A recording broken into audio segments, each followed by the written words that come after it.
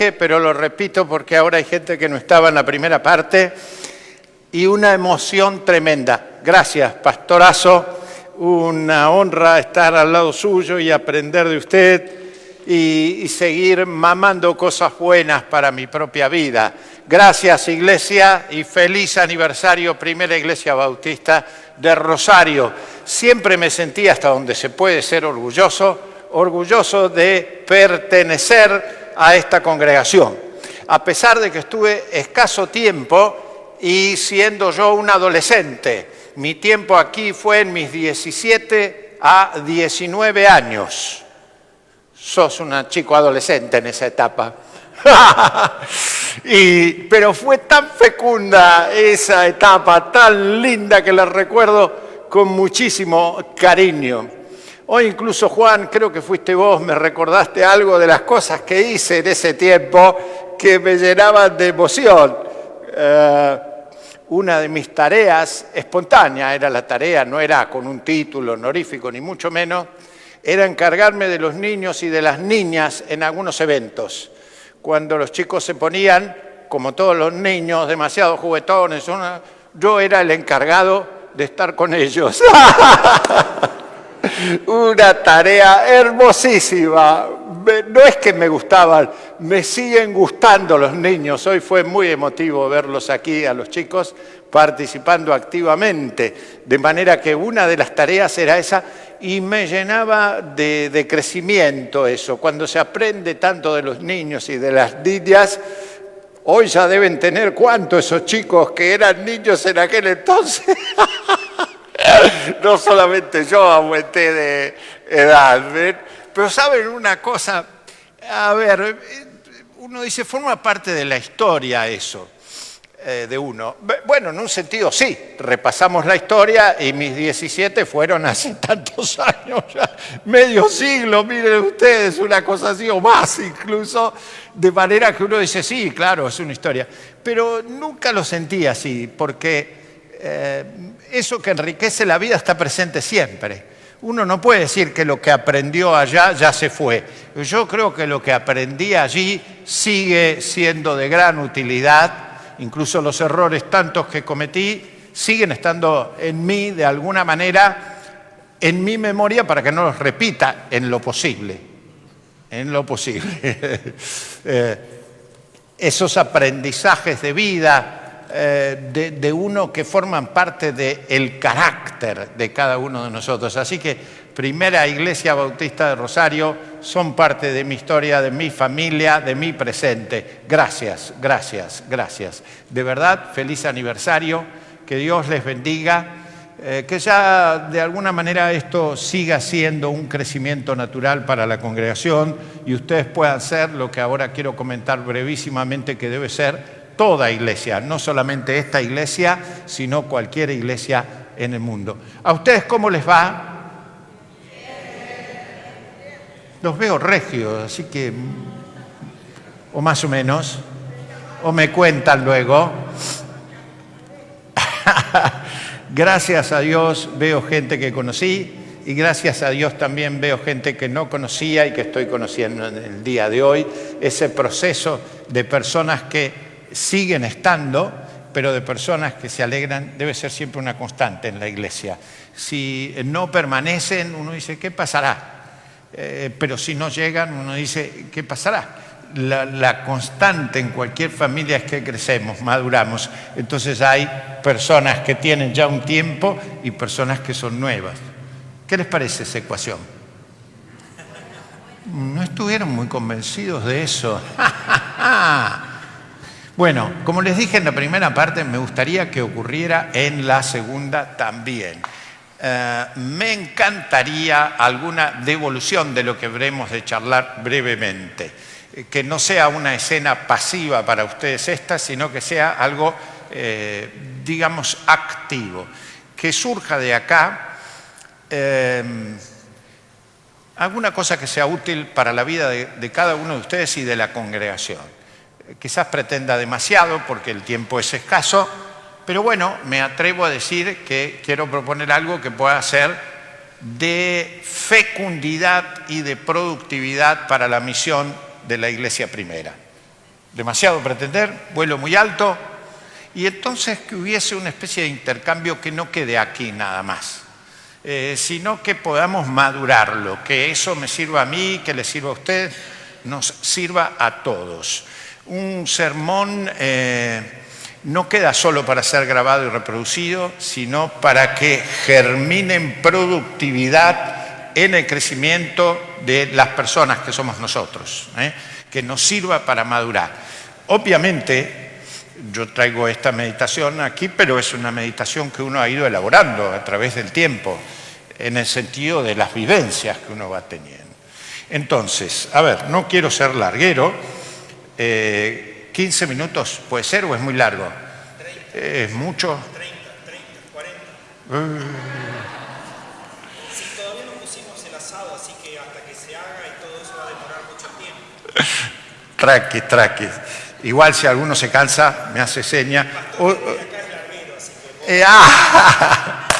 Bien, en primer lugar, leer la Biblia en profundidad, como mamando el texto. Trajeron Biblias y si no, Mateo 28. Mi tema es ser un aprendiz de Jesús en todos los ámbitos de mi vida. Reitero, mi tema es ser un aprendiz de Jesús en todos los ámbitos de mi vida. Dije bien la palabra aprendiz, no mencioné solamente la palabra discípulo, sino alguien que aprende teórica y prácticamente de Jesús para practicar, para vivir eso en todos los ámbitos de su vida. Pero vamos a leer el texto bíblico. A ver, Mateo 28, comienzo con el verso 18 hasta el versículo 20. Si pueden, como hicimos en la primera parte, memorizar estos textos, sería muy bueno. Dice así: y Jesús se acercó y les habló diciendo: toda potestad me es dada en el cielo y en la tierra. Fíjense qué interesante, Jesús habla del poder que Él tiene en el cielo y en la tierra. Por tanto, dice Jesús, id y haced discípulos a todas las naciones, bautizándolos en el nombre del Padre y del Hijo y del Espíritu Santo, enseñándoles que guarden todas las cosas que os he mandado. Y he aquí, yo estoy con vosotros todos los días hasta el fin del mundo. Amén. Si yo tuviera que designar una de las misiones más importantes de la Iglesia, o tal vez si tuviera que designar la misión de la Iglesia, diría que es esta que Jesús le otorgó. ¿Para qué existe la primera Iglesia Bautista de Rosario? ¿Para qué existe la Iglesia de Once en Buenos Aires? ¿O para qué existe cualquier iglesia en cualquier parte del mundo? Para ser y para hacer discípulos. Muchas personas dicen la misión de la iglesia es evangelizar, tienen razón. La misión de la iglesia es adorar, tienen razón. La misión de la iglesia es educar, tienen razón. La misión de la iglesia es ser una comunión, una coinonía, tienen razón. La misión de la iglesia es servir. Quizás la misión que resume todo eso, la misión que está por sobre todo eso y que la describe perfectamente, es la misión de una iglesia es hacer discípulos de Jesús. Discípulos de Jesús. ¿Cómo me tengo que describir yo? ¿Cómo te tenés que describir vos? ¿Cómo se tiene que describir usted? Como un discípulo de Jesús. Eso sería el rasgo distintivo.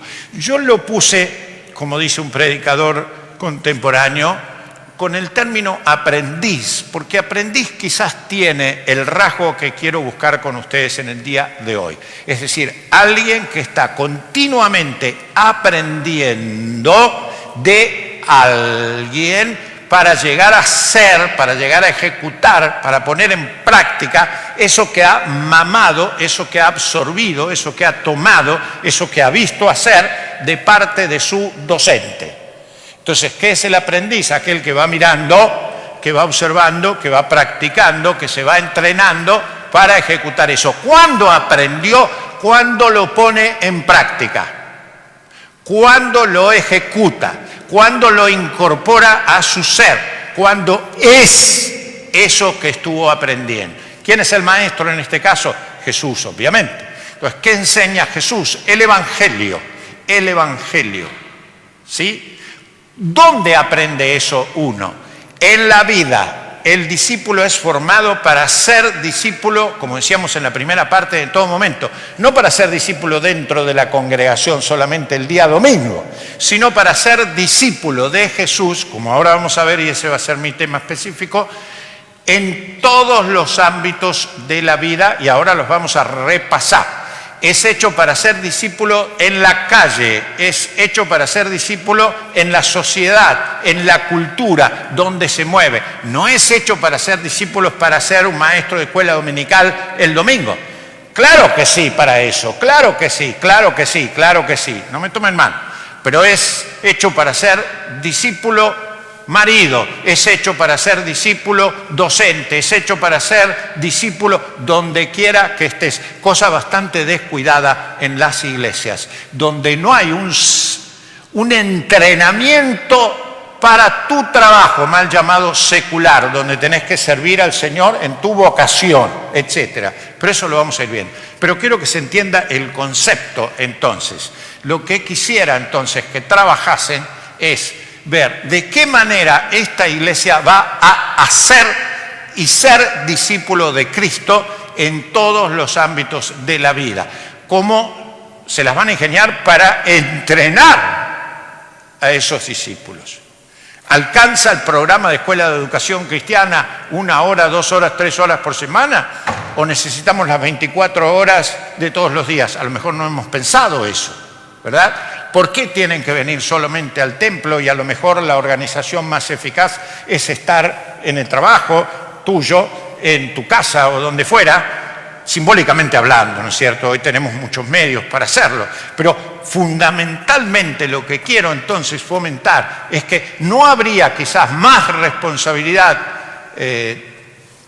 digamos, buena, firme para esta congregación o cualquiera, que hacer de nosotros, cada uno de nosotros, el pastor también, claro, todo el mundo, un discípulo que aprende de Jesús a vivir la vida. A vivir la vida. ¿Qué tiene que hacer el docente que aprende, el discípulo? Aprender a vivir. ¿Aprender a ir a la vida eterna? Claro que sí.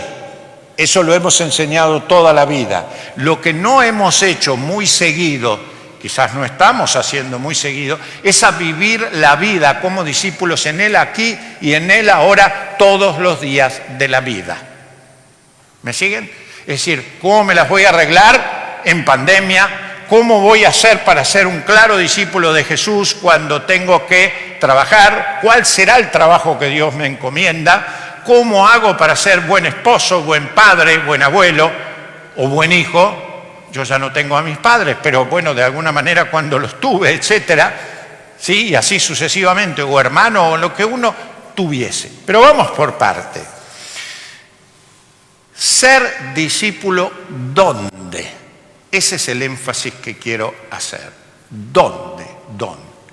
En primer lugar, ser discípulo en tu casa, aprender lo que Jesús te quiera enseñar en tu casa, en tu casa. Me voy a ir quedando ahí y avanzando a los otros, después vuelvo. No siempre somos lo que se espera de un discípulo en casa. ¿Qué quiero decir en casa? Como marido, como padre, como persona que ama, como a persona que construye su vida en relación al ser que dice querer, o junto a sus padres o a sus hermanos. Que debo aprender las calidades que me permitan vivir a mí honradamente y ser una persona amorosa, porque recuerden el fruto del Espíritu. El fruto del Espíritu es, ¿recuerdan? Amor, gozo, paz. Quedémonos ahí, quedémonos ahí. paciencia, benignidad, templanza, mansedumbre, pero quedémonos. ¿Qué tengo que hacer? Con mi señora digo mi señora porque hoy vivo con ella, vivo hace muchos años, antes vivía también con mis hijos, ¿verdad? Pero una persona que ame, pero que ame como Jesús, no que ame solamente algún momentito, después que me ponga romántico cuando quiera algo, también eso que es tan bueno, ¿por qué no? Pero es algo más, ¿se entiende? Es decir, que lleve una vida afirmativa y gozosa, importantísimo. Que pueda poner paz en mi hogar. Solamente esas tres, fíjense. Solamente me conformaría. Pero con las calidades bíblicas en casa. Hasta ahí vamos. En segundo lugar, en los ámbitos escolares que yo transite. Una buena parte de nuestra vida la pasamos en la escuela. ¿A qué me refiero con la escuela? ¡A la escuela! A la escuela primaria, a la escuela secundaria, a la escuela universitaria.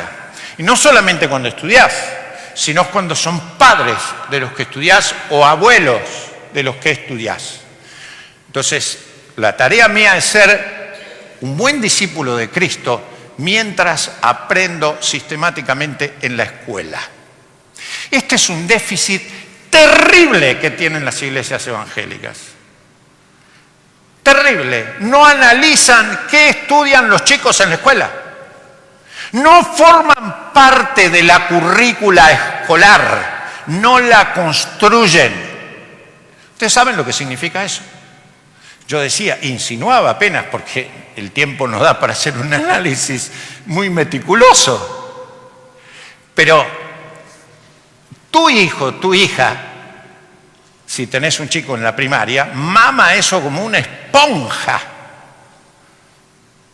Y va viendo lo que la seño le dice, no sabes cómo.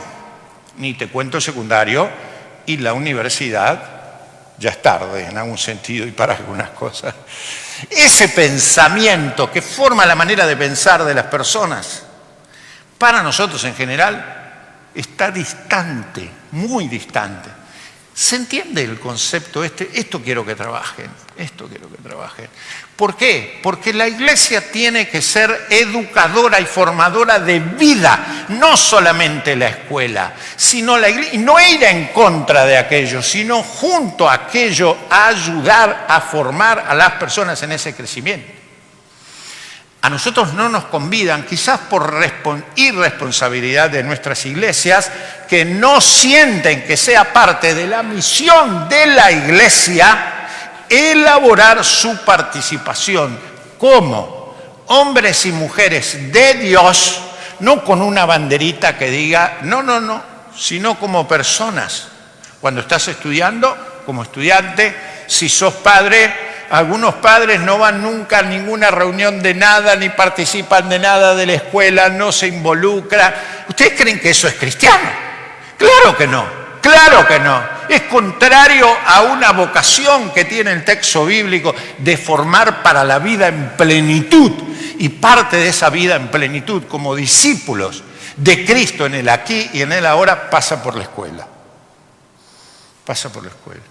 La elaboración de los conceptos morales de una nación, de una sociedad, está ausente en todos los procesos de nuestra querida sociedad, entre otras cosas porque el arte de pensar desde lo moral, que debiera darse, por ejemplo, en la universidad, no cuenta con cristianos maduros como parte activa allí. ¿Me van sintiendo? ¿Estoy poniendo demasiado presión? Tercer lugar, tu vecindario, por decir la sociedad. Ahí tenés que ser discípulo de Cristo y aprender qué te enseña Cristo para vivir tu vida en plenitud. Nosotros venimos al culto y aprendemos acá y hacemos muy bien. El discípulo fundamentalmente no trabaja acá. Trabaja acá, pero esto es 1 hora, 2 horas, 3 horas si son muy largueros. ¿Cuántos por semana? El resto lo pasás en tu casa y en pandemia pasaste todo el tiempo. Febe y yo estuvimos encerrados, seguramente algunos de ustedes, por meses. No sé qué pasó acá en Rosario, pero en Buenos Aires fueron muy estrictos. Meses encerrados. Solamente quizás veíamos a algún vecino al bajar o subir del departamento. Pero podíamos hablar, Esa tarea del discípulo en el vecindario, fundamental. Está entrenando la iglesia para que usted sea un vecino, discípulo del Señor. No que le dé un cursito para enseñar 4 principios, 5, sino para vivir insertado en esa realidad, respirando a Cristo, hablando a Cristo, viviendo a Cristo, comportándose como Cristo, siendo Cristo en algún sentido, ¿verdad? No lo somos, pero acuérdense de lo que el Señor decía: todo esto que hiciste al menor de mis hermanos, a mí lo hicisteis. ¿Saben qué formación requiere eso? Tremenda. Pero muchas veces, bueno, puede ser que hayamos ofrecido algún cursito respecto de cómo testimoniar, pero ¿cómo encarnar el amor con tu vecino o tu vecina? Tomadme bien lo que digo esto del amor, porque algunos dicen, el amor. Sí, pero el amor es el mandato principal. ¿Se acuerdan? Amar al Señor, amar al prójimo, ¿por qué no también amarte vos? Y amar incluso la creación del Señor. Bien. El cuarto ámbito es la propia congregación, claro. ¿Dónde ser discípulo? Decía, aunque el discípulo es para la sociedad y para la cultura, también acá. Tengo que aprender a ser un hermano con mis hermanos. Un hermano o una hermana con mis hermanos. Entre nosotros. Y voy a mencionar un último ámbito, pero por escasez de tiempo, nada más. El trabajo, la vocación. Este es un ámbito en donde las iglesias, hoy creo que en discipulados están sacando 0 o menos 2, porque no están formando discípulos para servir como discípulos del Señor en sus trabajos. No estoy diciendo cómo prepararte para abrir la Biblia, eso es un elemento, pero es un elemento escaso, fundamental, pero escaso, sino de qué manera tu trabajo ha de honrar a Dios. La mayor parte de nuestra vida, escuchen esto, en horas de reloj, en días de nuestra vida, las pasamos en el trabajo. La mayor parte. 8 horas por día, puede ser que alguien trabaje menos, está bien. Digo en general, promedio, ¿no es cierto? No vamos a ponernos ahora a hacer matemáticas. Las pasamos ahí. Y hay personas que han pasado la mayor parte de sus vidas por lejos en el trabajo. Y no hay un entrenamiento sistemático para saber de qué manera el trabajo es el sacerdocio que el Señor pide de mí. El sacerdocio de todos los creyentes. Después nos quejamos que no hay una política, que no hay una economía, que no hay un pensamiento cristiano en la sociedad. Y por supuesto que no lo va a haber en la medida en que no haya una preparación adecuada, fundamentalmente en las iglesias, para que nuestros chicos, nuestras chicas, todos estos chicos que ustedes vieron acá, que están en edad primaria, creo que la mayoría en edad primaria, los que cantaron hace un ratito, ¿no es cierto? Y algunos chicos que veo por allí. A ver, ¿quiénes son adolescentes acá? A ver, hay un chico. Bueno, mira, un chico allá adolescente. Esa etapa mía, por ejemplo, de la adolescencia, fue terrible para mí.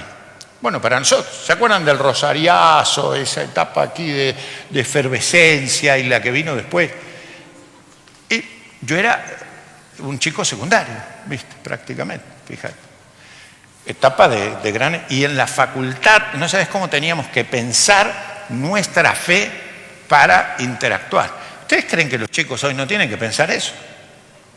¿Dónde van a formar su pensamiento, su corazón, su cuerpo, como decíamos en la mañana, si no es en la iglesia o en su casa, si tienen la fortuna de tener padres que les ayudan a hacer todo eso, para interactuar con el pensamiento que están recibiendo, digo, la facultad? Los aparatitos, bueno, no tengo el mío acá. ¿Ustedes vieron cómo manejan los niños en la pared? ¿Qué creen que ven? ¿Qué creen que reciben? ¿Qué creen que estudian? ¿Ustedes creen que no inculcan valores? Claro que sí, claro que sí. Y vaya cómo, vaya cómo. ¿Dónde está el balance de formación de nuestra parte? Y en el trabajo igual, en el trabajo igual, en el trabajo igual. ¿Qué hay que hacer? ¿Tirarse de los pelos? No. Empezar a recitar cosas así de enojado, no debieran, no, sino hacerlo. Descubrir que la misión fundamental de una iglesia es formar, entrenar discípulos, es decir, aprendices que van mirando lo que Cristo enseña y van aplicando eso a su vida. ¿Qué tendrían que aprender? ¿Qué tendríamos que aprender? Lo que Jesús enseñó es lo que dice el pasaje, el Evangelio. Fundamentalmente, por ejemplo, cómo amar. ¿Cómo amar? ¿Me escucharon? Amar no se aprende, amar se vive. ¿Vieron los chicos? Estoy enamorado. ¿En serio? ¿De quién estás enamorado? ¿Cómo? Estoy enamorado de fulanita. ¿Y cómo le dijiste que estás enamorado? No, esas cosas no se dicen. Me da vergüenza. ¿Cómo le dijiste que la amabas? Bueno, se lo digo a usted. ¿Vieron los chicos a veces? Flaca, estás un montón. Esa es la declaración amorosa. ¿De qué? ¿Un montón de qué? ¿De qué? No, como usted sabe. Está re buena. ¿Así le dijiste que la querés? Y sí, me jugué todo. Qué poco que la querés. Si amar es que está un montón. Cuando esté un montón de otras cosas, suponete que cambie, la seguirás amando. ¿Qué es amar? Y amar es ¡ah! ¿Ustedes creen que amar, según el sentido de Jesús, es ¡ah! Es que te salta, usted lo sabe, va, usted lo sabe. No. Ayúdame a aprender a amar como Jesús quiere. ¿Se entiende? Darte por el sujeto amado, sin que haya méritos en el amado y sin necesaria devolución del amado. ¿Sí? Dar lo mejor tuyo en procura del bien del amado es un aprendizaje notable en cualquier esfera de la vida.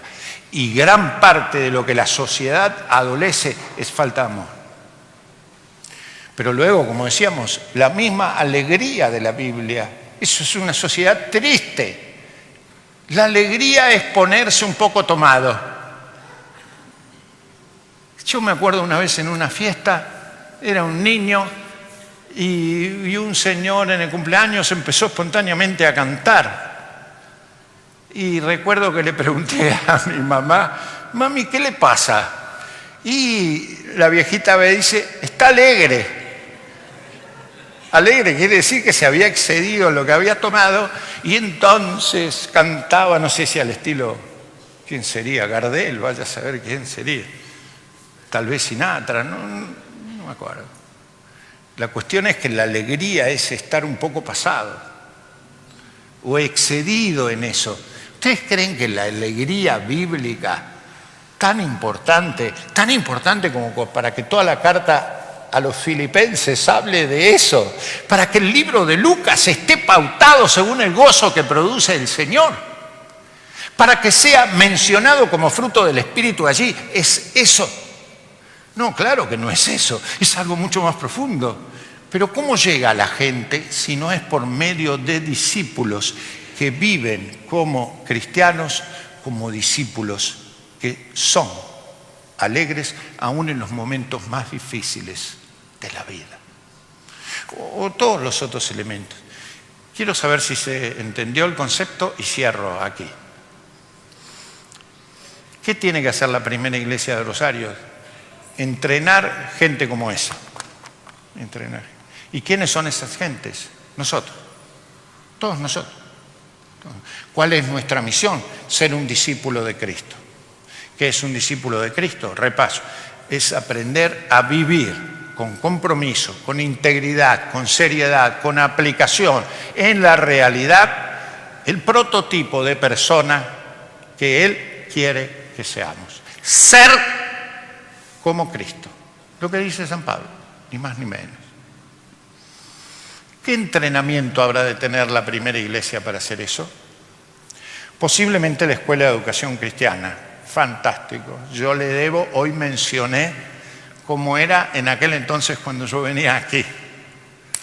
Que Rubén me preguntaba, libreta abierta, después creo que la secretaria de Escuela Dominical.